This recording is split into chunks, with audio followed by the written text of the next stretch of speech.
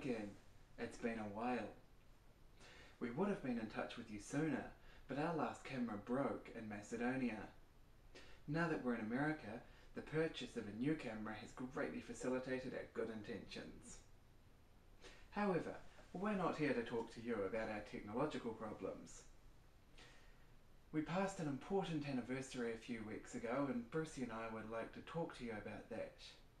We are talking about the 31st of October. And no, we're not here to talk to you about Halloween. We woke up on the morning of Halloween, rolled over, looked at the alarm clock.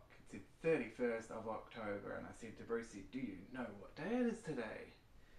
And he says, and I said, no, it is the only time of the year where we can accept candy from strangers, but that's not the point. The point is that it's exactly 1 year today since we were withdrawn from. For those of you not familiar with the term withdrawn from is when the brethren go through the final stage of excommunication. It's when they finally write you off their books, they accept that you're beyond hope, and they officially remove all trace that you ever existed. It's the final step.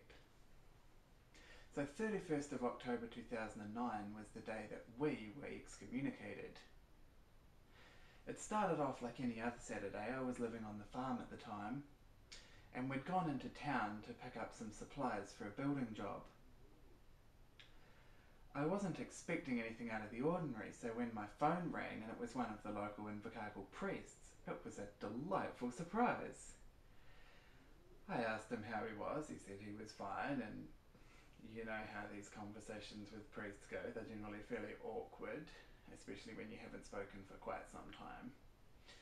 And he proceeded to inform me that the brethren in Invercargill had sorrowfully come to it that they had no option but to accept my decision not to continue in the Holy Fellowship.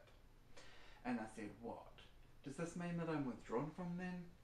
And he says, No, Craig, no, it's not that you've been withdrawn from. It's just that the brethren have sorrowfully come to it that they have no option but to accept your decision not to continue in the Holy Fellowship.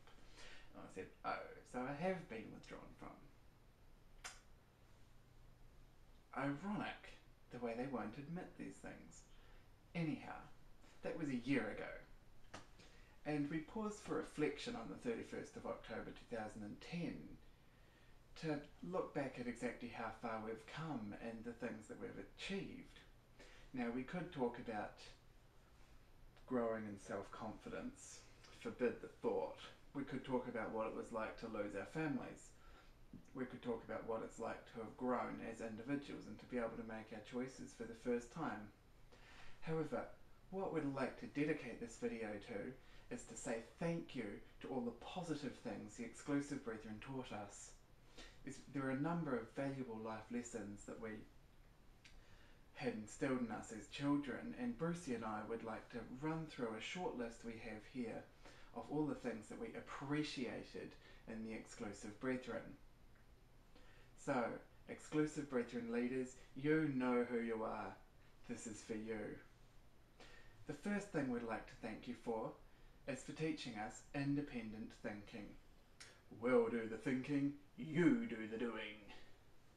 The second thing we'd like to thank you for is for teaching us how to respect ourselves. Never accept yourself for who you are, you're just a nobody. The third thing we'd like to thank you for is for teaching us respect for women. Give her a clip round the ear, that's what I say. The fourth thing we'd like to thank you for is for teaching us about racism. Never marry a black person. It's not right to mix the bloodlines. Unless, of course, it's a black person marrying an Indian. But they couldn't marry a white person, of course. The fifth thing we'd like to thank you for is for teaching us family values. Your grandfather's nothing but an evil bastard, that's what he is, Craig. The sixth thing we'd like to thank you for is for teaching us pride. The brethren are called to maintain a pure assembly position, above of the world and not of the world. The seventh and final thing we'd like to thank you for is for teaching us about idolatry. There's more chance of the sun not rising than of the man of God failing. and it's impossible to make too much of a man who's leading you to heaven. We could go on, but those are the 7 principal things that Brucie and I would like to thank the Exclusive Brethren for teaching us. If it wasn't for the way we were taught these things, we would never have come to realise that there was so much more to life. And really,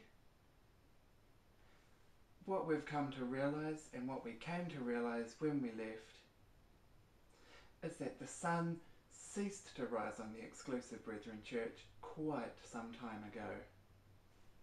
So once again, to all the Exclusive Brethren leaders, we'd like to sincerely thank you for making this so clear.